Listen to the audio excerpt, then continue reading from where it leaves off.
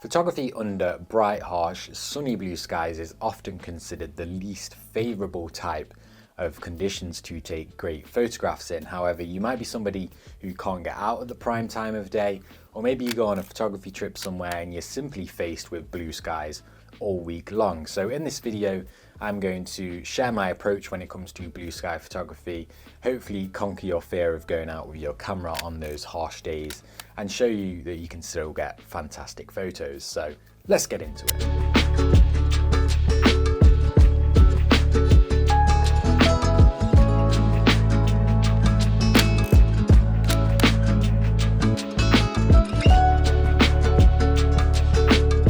Hey guys, welcome back to the channel. So I was recently in Scotland for a week and it was bright blazing sun and blue skies all week long. I think we had one day of rain right at the end of the week.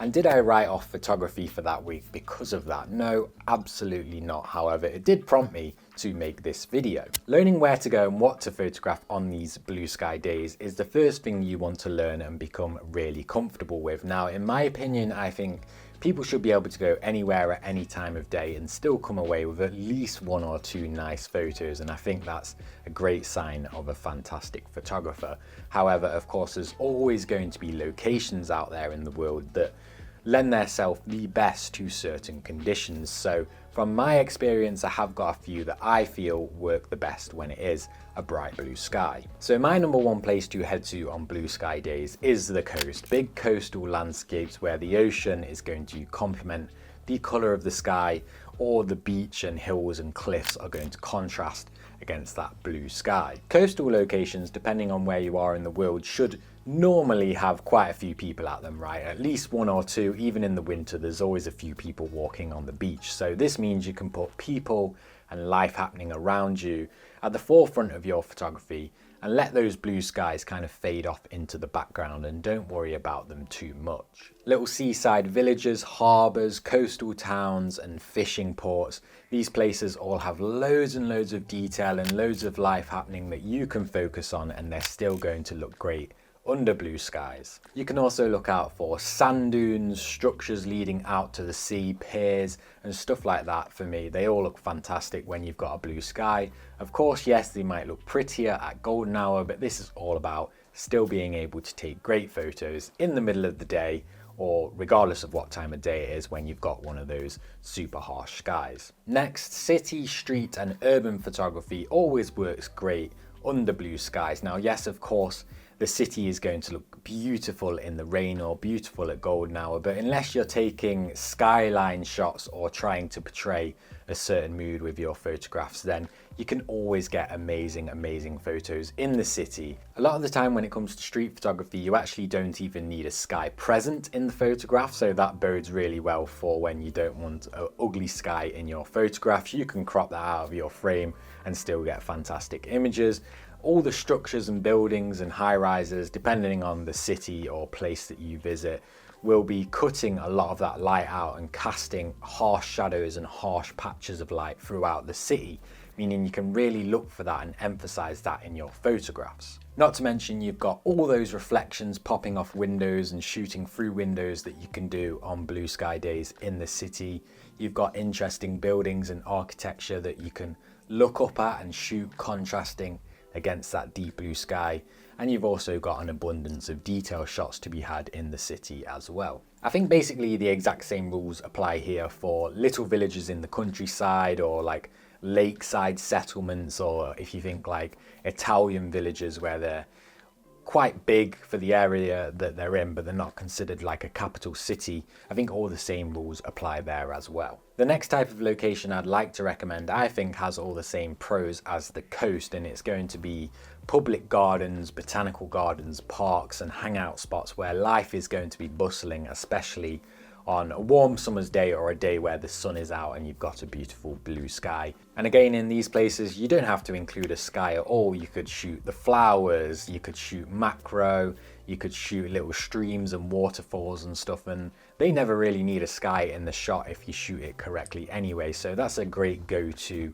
if you've got any beautiful parks or gardens near you that you can visit on these days. So the last location setting that I really recommend for blue sky days is the countryside, but I'm not talking rolling hills and beautiful country landscape scenes in this case, because for me, blue skies against a lot of greenery, a lot of green rolling hills, isn't the best colour combination and can be quite difficult to photograph due to the lack of cover, because you're normally in quite open spaces. So what I do if I'm in the countryside, I'm going to be looking for old rural buildings, old castles, rundown farm buildings, cottages, anything like that that you can use to really fill up the frame, and again allow that blue sky to just fade off in the background and be a small part of the photograph. Like old petrol stations in the country, in a countryside setting that are really vintage, and you can give it a bit of a nostalgic edit and give a soft blue sky look to it, and you're just onto a winner with these types of places on blue sky days, so give it a go.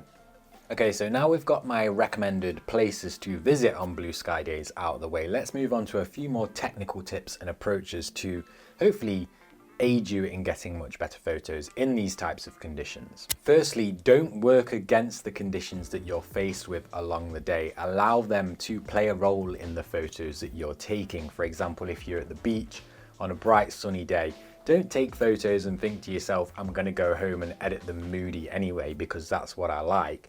Those photos will just not work because you simply won't be able to recreate that feeling of mood and eeriness on a bright blue sunny day. Instead, simply just embrace the conditions and shoot bright scenes, happy scenes, people having fun and having a good time.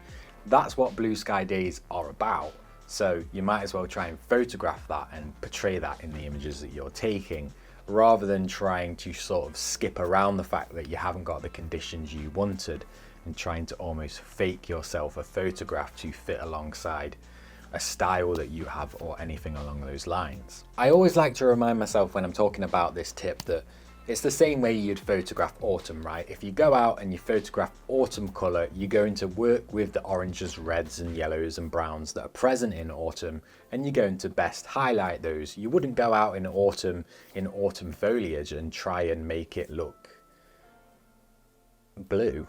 Next, on blue sky days, I think that subject matter has to be the absolute priority for the photographs that you're taking. In golden hour, photographers tend to hide behind the light a little bit, and they can almost still get beautiful photos because the light's so nice, regardless of whether they don't have the most powerful subject, right? But on blue sky days, you can't really do that because the sky's not interesting, you can't really hide behind it, so you need to be looking for these big, powerful, interesting subjects. And don't really even think about the sky, don't think about how much sky you're going to include in the shot or anything like that until you have found a subject that you really like and a great angle of that subject as well. And then you can start to decide, well, how much of the sky do I actually want to include in this shot, and make sure that the sky still complements that powerful subject that you found. Speaking of how much sky you want to include in your photographs when you find a great subject, using a big blue sky on a blue sky day can work absolute wonders for minimalist photography. We all know how powerful negative space is in photography, especially if you've already ticked off the last point that I spoke about and found yourself a really interesting, powerful subject.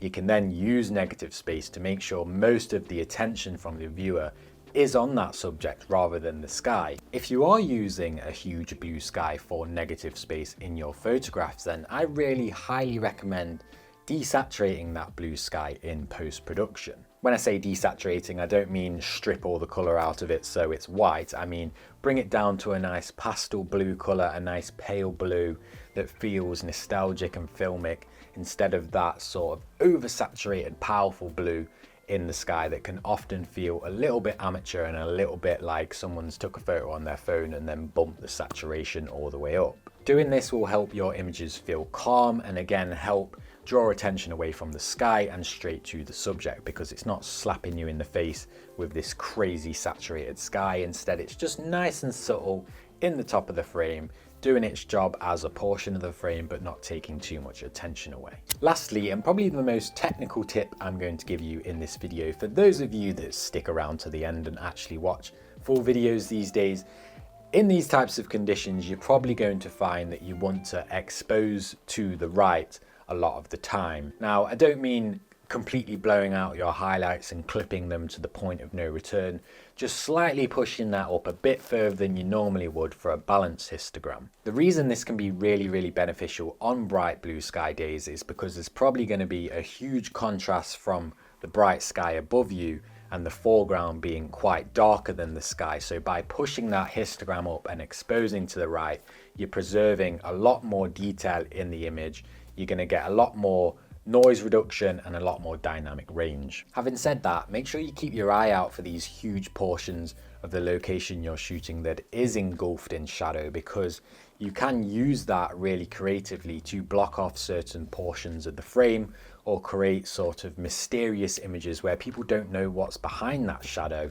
And if you bring that exposure down in post to almost completely block it off and make it black, it makes for really interesting images. And I guess, failing everything I've spoke about in this video here today, if none of it works for you and you still hate the blue sky photos that you're taking, then maybe just shoot in black and white, because black and white photos look great on blue sky days because there's so much contrast and so much difference between the dark and light portions of the locations that you're photographing at. Plus, going out and taking black and white photos is better than leaving your camera at home, or worse, not leaving the house at all. Drop a comment and a like down below if you found this helpful, and as always, I'll see you in the next one.